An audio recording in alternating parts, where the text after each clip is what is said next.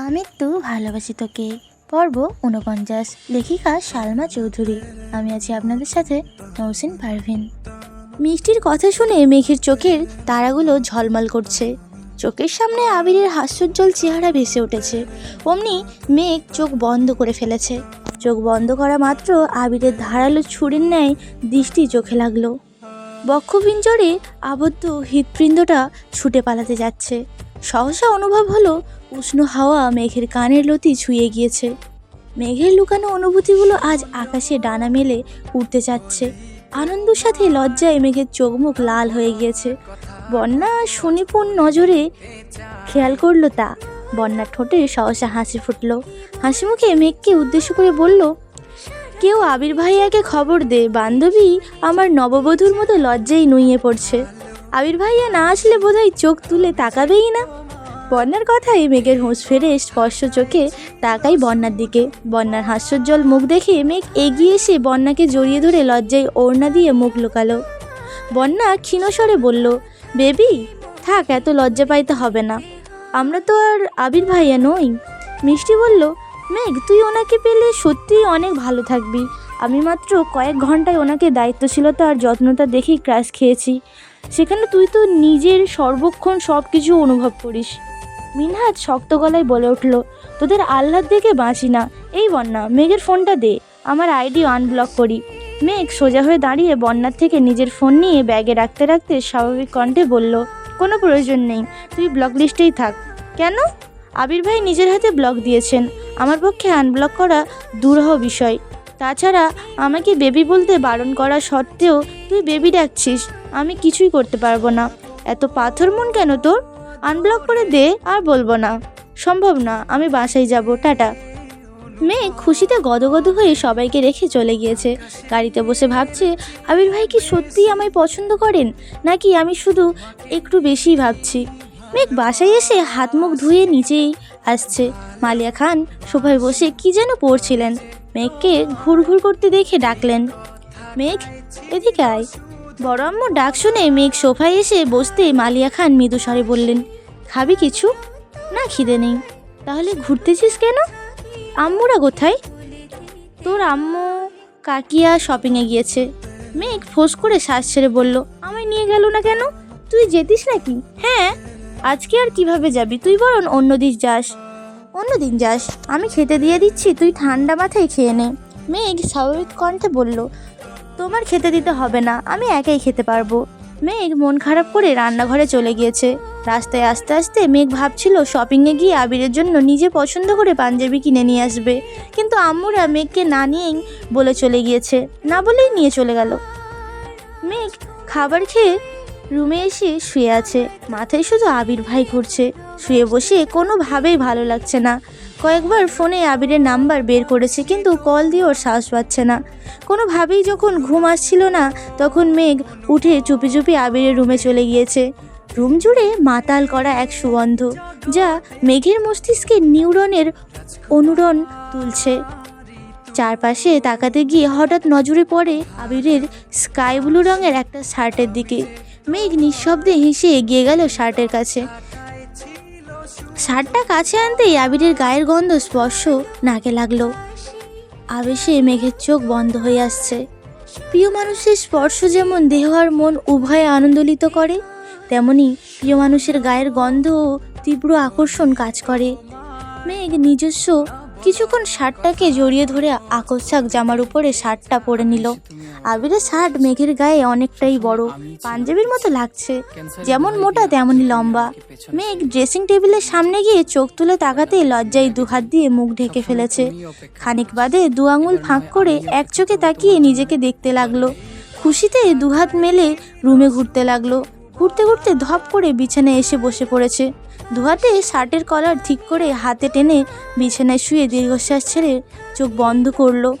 চোখে ভাসছে গত 9 মাসে আবিরের সঙ্গে কাটানো একের পর এক অপূর্ব মুহূর্ত। এসব ভাবতে ভাবতে কখন যে ঘুমিয়ে পড়েছে মেঘ নিজেও জানে না। আবির বিকেলের দিকে বাসায় আসছে। রুমে ঢুকতেই থমকে দাঁড়ালো। নিজের বিছানায় মেঘকে ঘুমন্ত অবস্থায় দেখে তীক্ষ্ণ দৃষ্টিতে তাকালো। আশেপাশে তাকিয়ে সম্পূর্ণ রুম ভালোভাবে নিরীক্ষণ করলো।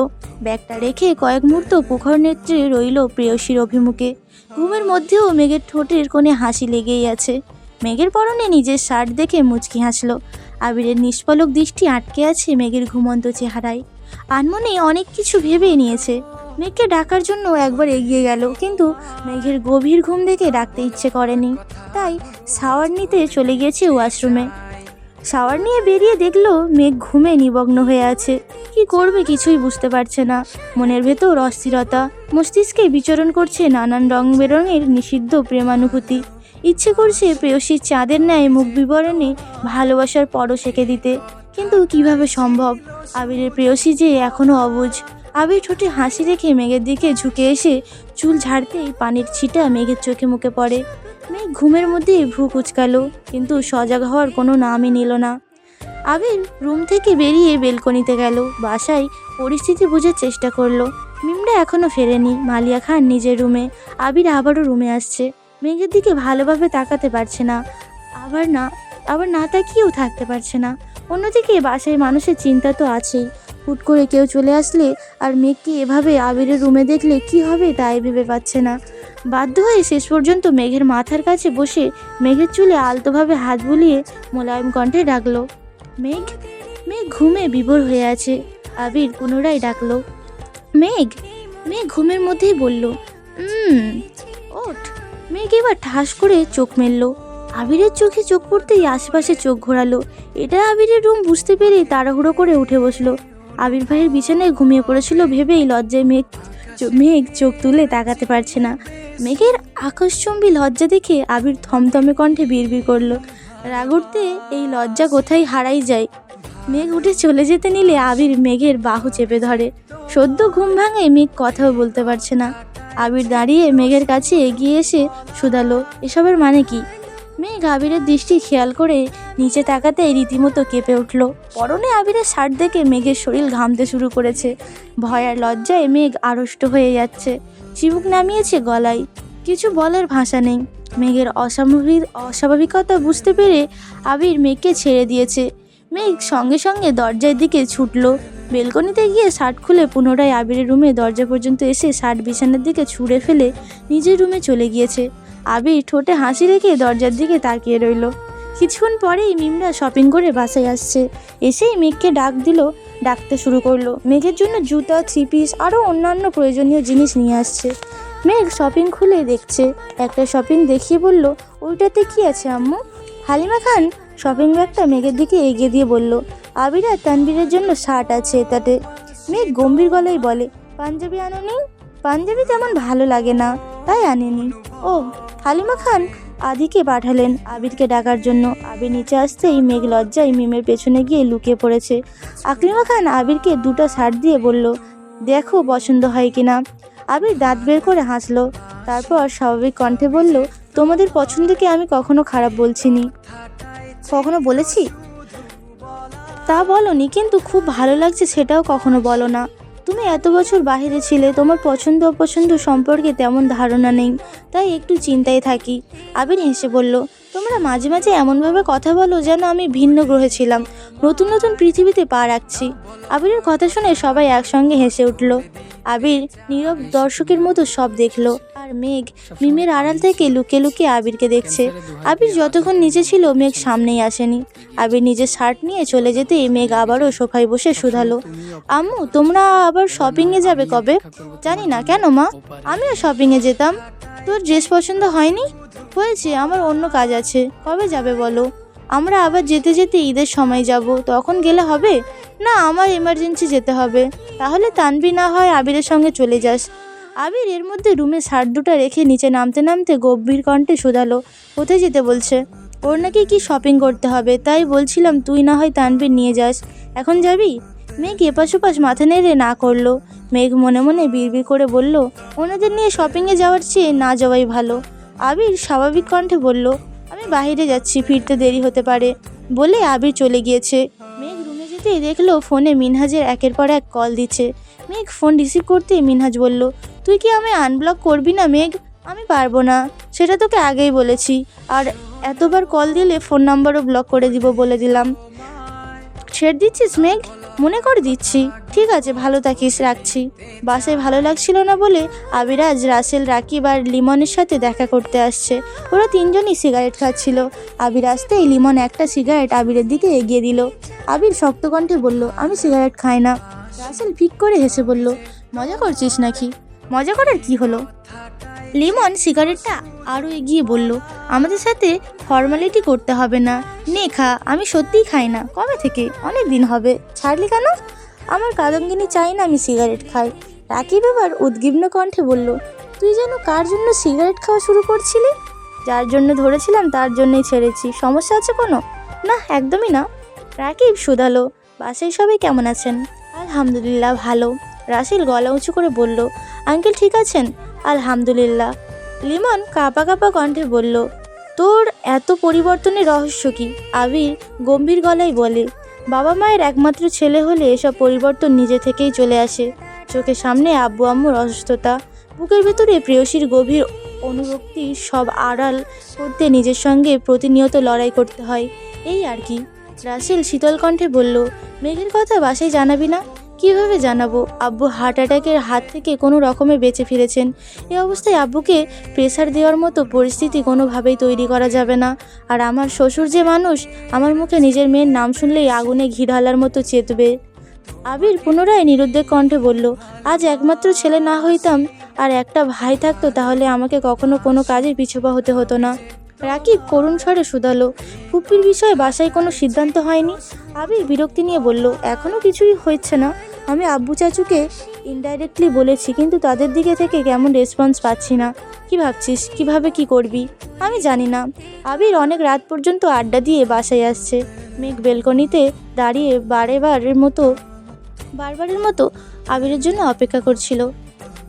আবির বাসায় ঢুকতেই দেখলো আলী আহমেদ খান সোফায় বসেছিলেন। আবিরকে আসতে দেখে শক্ত কণ্ঠে বললেন, তোমার সাথে একটু দরকার আছে।